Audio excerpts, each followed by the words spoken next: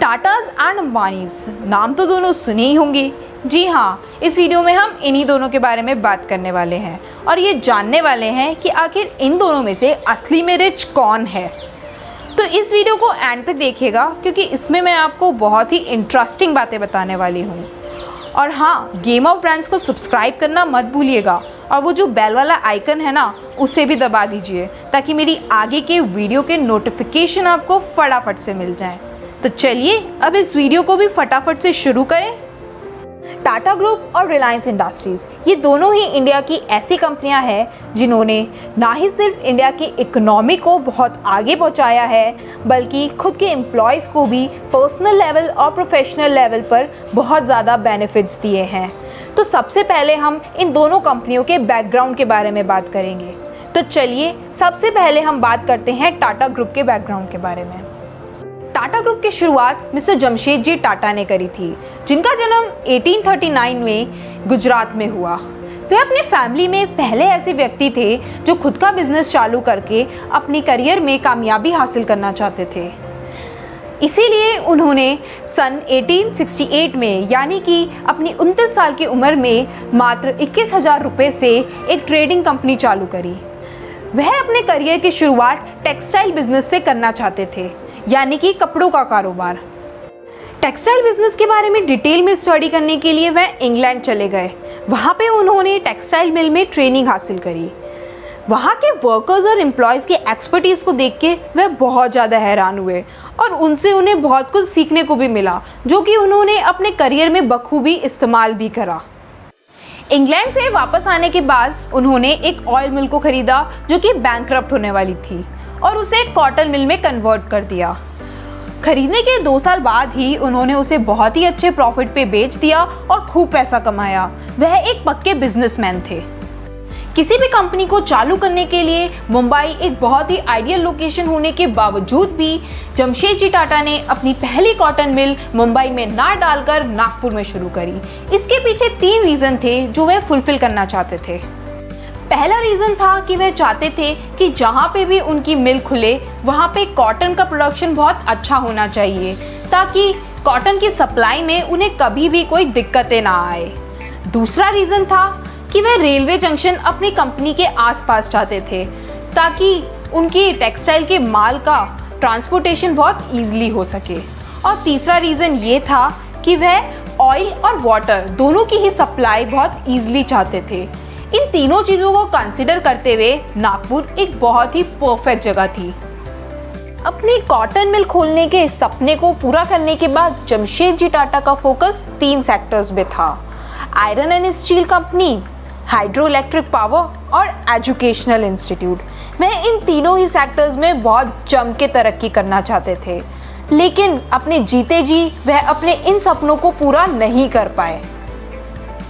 लेकिन उन्होंने इन तीनों ही सपनों पर काम करना चालू कर चुका था, जिसके चलते आगे चल के उनके बेटे दोराबजी टाटा ने उनके यह तीनों सपने पूरे करे।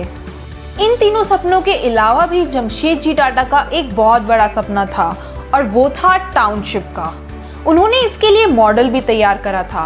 वह चाहते थे कि उनके वर्कर्स और एम्प्लॉयज़ के लिए एक ऐसा शहर बने जहाँ पे कि वो बहुत आराम से रह सकें। अपने इस ख्याली शहर में वह चाहते थे कि वहाँ पे बहुत अलग अलग तरह के पेड़ हो, लॉन्स हो, गार्डन्स हो, हिंदू टेम्पल्स हो, मस्जिद हो, चर्च हो और भी बहुत कुछ हो। उन्होंने इसके लिए एक परफेक्ट मॉडल तैयार भी कर चुका था। उनके इस सपने को भी आगे चलकर उनके बेटे दोराबजी टाटा ने पूरा किया और इस शहर को जमशेदपुर नाम से जाना गया, जो कि आज भी मौजूद है। एक बार जमशेदजी टाटा अपनी किसी बिजनेस मीटिंग के चलते एक 5 स्टार होटल में गए, जहां पर उन्हें सिर्फ भारतीय होने की वजह से एंट्री नहीं दी गई और उन्हें बहुत इंसल्ट भी करा गया। इसी इंसल्ट के बाद उन्होंने डिसाइड करा कि वह भारत में एक ऐसी होटल खोलेंगे जहां पे ना ही सिर्फ भारतीयों को एंट्री मिलेगी बल्कि उनकी रिस्पेक्ट भी होगी। इसी के चलते उन्होंने इंडिया की सबसे बड़ी होटल बनाई, जिसे आज हम ताज होटल के नाम से जानते हैं। उन्होंने जब से बिजनेस चालू किया उनका विजन यही था कि इंडिया से किस तरह गरीबी को हटाया जाए। इसलिए उन्होंने हमेशा से ही फिलैंथ्रोपी और चैरिटी पर काम किया। 1892 में उन्होंने जे.एन. टाटा एंडोर्समेंट फंड चालू किया, जिसमें वह ऐसे स्टूडेंट्स को हेल्प करते थे जो कि हायर स्टडीज के लिए आउट ऑफ इंडिया जाना चाहते हैं। स्टूडेंट्स चाहे किसी भी कास्ट और रिलीजन के हो, वह हमेशा उनकी हेल्प के लिए आगे रहते थे। उनका मानना था कि देश सिर्फ एजुकेशन से ही आगे बढ़ सकता है, इसीलिए उन्होंने आगे चलकर इंडियन इंस्टीट्यूट ऑफ साइंस में भी काफ़ी डोनेशन किया, लेकिन वह जीते जी उसे भी बनते हुए नहीं देख पाए। ये सपना भी आगे चलकर उनके बेटे दोराबजी टाटा ने ही पूरा करा। अपने पिताजी के हर सपने को दोराबजी टाटा ने जी जान लगाकर पूरा करा और उन्हें बहुत आगे तक लेकर गए।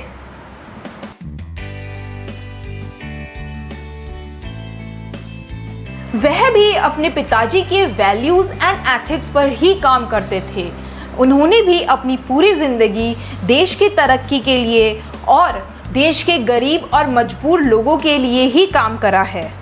दोराबजी टाटा के बाद उनके बेटे जे.आर.डी. टाटा टाटा सन्स के चेयरमैन बने। जिस टाइम उन्होंने टाटा ग्रुप ज्वाइन करा, उस टाइम टाटा ग्रुप के पास 14 कंपनियां थी। जे.आर.डी. टाटा अपने काम को लेकर बहुत ही पैशनेट और एग्रेसिव। 1932 में जे.आर.डी. टाटा ने टाटा एयरलाइंस की शुरुआत करी, जो उस टाइम पर नंबर 1 एयरलाइंस बन गई। लेकिन कुछ ही समय बाद उसे गवर्नमेंट ने टेक ओवर कर लिया और उसका नाम टाटा एयरलाइन से चेंज कर एयर इंडिया रख दिया। लेकिन उसके बाद भी इस एयरलाइन कंपनी की ग्रोथ रुकी नहीं, बल्कि आसमान तक पहुंच गई। Tata chemicals, Tata T, Tata Motors, TCS, ये सारी टाटा ग्रुप की सब्सिडरी कंपनीज हैं। इसी तरह टाटा ग्रुप की टोटल 95 कंपनीज रजिस्टर्ड हैं। अपने बिजनेस को ग्रो करने के साथ साथ जे.आर.डी. टाटा ने अपने सोशल वर्क पर भी पूरा ध्यान दिया।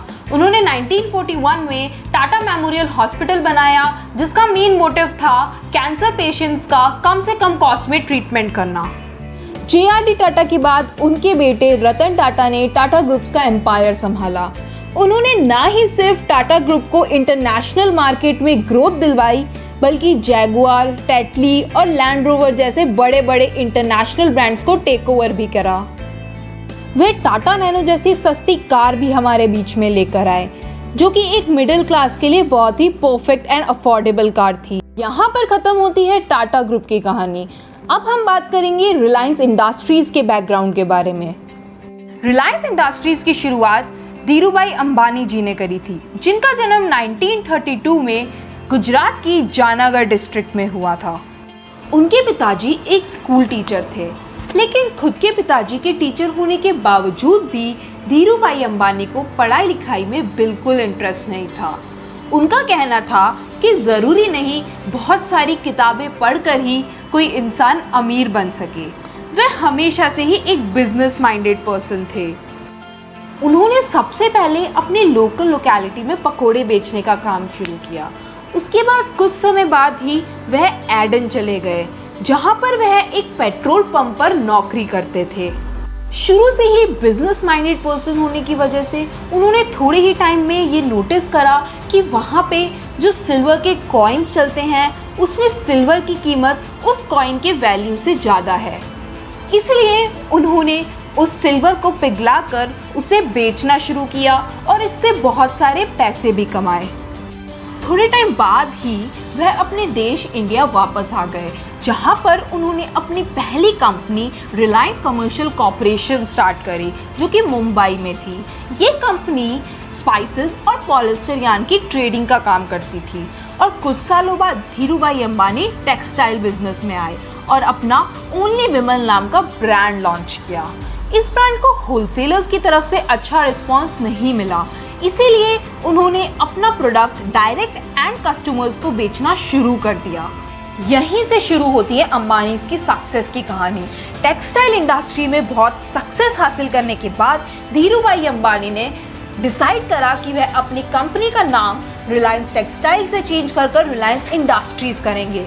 और इसका रीज़न ये था कि वह हर सेक्टर में रिलायंस इंडस्ट्रीज का नाम करना चाहते थे, इसीलिए वह धीरे धीरे हर सेक्टर में घुसने लगे, जैसे कि टेलीकम्युनिकेशन, पेट्रोकेमिकल, रिफाइनरीज, एनर्जी। वो हर सेक्टर में रिलायंस इंडस्ट्रीज को ग्रो करने लगे। धीरूभाई अंबानी जी का सिर्फ एक बिजनेस रूल था। उनका मानना था कि क्वालिटी प्रोडक्ट बनाया जाए और उसे हाई वॉल्यूम पे बेचा जाए, फिर भले ही प्रॉफिट मार्जिन कम ही क्यों ना हो। उनकी इसी स्ट्रैटेजी और इसी बिजनेस रूल को ध्यान में रखते हुए उनके बेटे मुकेश अंबानी ने 2015 में जियो लॉन्च करा, जो कि आज हम सब जानते हैं कितना ज़्यादा सक्सेसफुल है। 1977-78 एक ऐसा दौर था जब कोई भी कंपनीज में इन्वेस्ट नहीं करता था, लेकिन उसी टाइम धीरूभाई अंबानी जी रिलायंस इंडस्ट्रीज का IPO लेकर आए। उनकी कन्विंसिंग पावर बहुत अच्छी थी। उन्होंने उस टाइम घर घर जाकर, हर टाउन और सिटीज़ में जाकर लोगों को कन्विंस करना शुरू करा कि अगर वह रिलायंस इंडस्ट्रीज़ में इन्वेस्ट करेंगे तो इसका फ़ायदा उन्हें फ्यूचर में ज़रूर मिलेगा। वे अपनी कंपनी की हर स्ट्रैटेजीज और प्लानिंग अपने इन्वेस्टर्स के साथ शेयर करते थे। उन्होंने बहुत से लोगों को इन्वेस्ट करने के लिए कन्विंस भी कर लिया और इसके बाद रिलायंस इंडस्ट्रीज का शेयर 7 गुना ओवर सब्सक्राइब हुआ और रिलायंस एक बहुत ह्यूज सक्सेस पर पहुंच गई और इसके जो इन्वेस्टर्स थे वह बिलियनियर बन गए। उनके डिफिकल्ट टाइम में लोगों ने उन पे ट्रस्ट करके उनके कंपनी में इन्वेस्ट करके उन्हें बहुत सपोर्ट किया था, इसीलिए वह अपनी कंपनी को एक शेयर होल्डर फ्रेंडली कंपनी बनाना चाहते थे। इसके चलते वह अपने हर इन्वेस्टर्स को डिविडेंड देने लगे। साथ ही वह रेगुलर शेयर होल्डर मीटिंग्स में अपने सारे शेयर होल्डर्स को बुलाकर उन्हें अपनी कंपनी के फ्यूचर बिजनेस प्लान्स और इन्वेस्टमेंट्स के बारे में पूरी डिटेल में इंफॉर्मेशन देते थे। कुछ टाइम बाद ही रिलायंस इंडस्ट्रीज फॉर्च्यून 500 में रैंक करने वाली इंडिया की पहली कंपनी बनी। धीरूभाई अंबानी जी की डेथ के बाद उनका पूरा बिजनेस उनके दोनों बेटे यानी कि मुकेश अंबानी और अनिल अंबानी में बांट दिया गया। ईयर 2017 में मुकेश अंबानी की नेटवर्थ थी $48 बिलियन, जबकि अनिल अंबानी की नेटवर्थ थी $45 बिलियन। बंटवारे में अनिल अंबानी को जो कंपनीज मिली जैसे कि Reliance infrastructure, Reliance communication, Reliance power, उसे वह ढंग से नहीं संभाल पाए और वह बिजनेस में फेल हो गए। टाइम बाद ही मुकेश अंबानी एशिया के रिचेस्ट मैन बन गए और वो आज तक भी एशिया के रिचेस्ट मैन हैं और आज की डेट में उनकी जो नेटवर्थ है वो है $57.7 बिलियन। तो अब सवाल हमारे दिमाग में ये आता है कि जब टाटा ग्रुप और रिलायंस इंडस्ट्रीज दोनों ही इतनी बड़ी कंपनियां हैं और अगर हम कंपैरिजन करके देखें तो टाटा ग्रुप की प्रेजेंस ऑलमोस्ट हर सेक्टर में है, लेकिन उसके बावजूद भी मुकेश अंबानी एशिया के रिचेस्ट मैन हैं और Ratan Tata India billionaire list में बहुत नीचे आते हैं। तो इसकी वजह आखिर क्या है? तो मैं आपको बता दूं कि इसके पीछे एक बहुत बड़ी वजह है। तो चलिए उस वजह के बारे में बात करते हैं। मुकेश अंबानी जी की मेन कंपनी है रिलायंस इंडस्ट्रीज और कंपनियां जैसे कि रिलायंस जियो, रिलायंस रिटेल और भी बहुत सारी कंपनियां, ये सब रिलायंस इंडस्ट्रीज की सब्सिडरी कंपनीज हैं। तो अगर हम रिलायंस इंडस्ट्रीज का साइज जानना चाहते हैं तो उसके लिए हमें सबसे पहले इसकी मार्केट कैपिटलाइजेशन देखनी होगी, जो कि आज की डेट में यानी कि जून 2020 में है 10,68,806 करोड़। मुकेश अंबानी जी के पास रिलायंस इंडस्ट्रीज का करीब 48% स्टेक है, जिसके चलते उनकी नेटवर्थ $57.7 बिलियन आती है। तो अब अगर हम टाटा ग्रुप की बात करें तो टाटा की प्रेजेंस ऑलमोस्ट हर सेक्टर में है।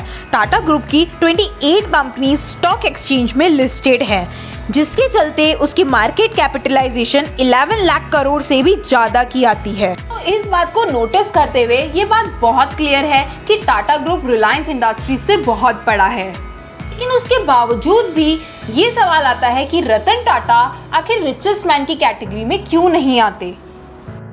तो इस सवाल का जवाब आपको टाटा सन्स, जो कि टाटा ग्रुप की पेरेंट कंपनी है, उसके शेयर होल्डिंग पैटर्न को देख के पता लग जाएगा। टाटा सन्स में रतन टाटा जी का 1% से भी कम शेयर होल्डिंग है। तो अगर ऐसा है तो टाटा सन्स की बाकी शेयर होल्डिंग आखिर है किसके पास? तो मैं बता दूं, ये शेयर होल्डिंग टाटा की चैरिटेबल ऑर्गेनाइजेशंस जैसे कि sir Dorabji Tata trust, sir Ratan Tata trust, RD Tata trust और टाटा एजुकेशन ट्रस्ट के पास है।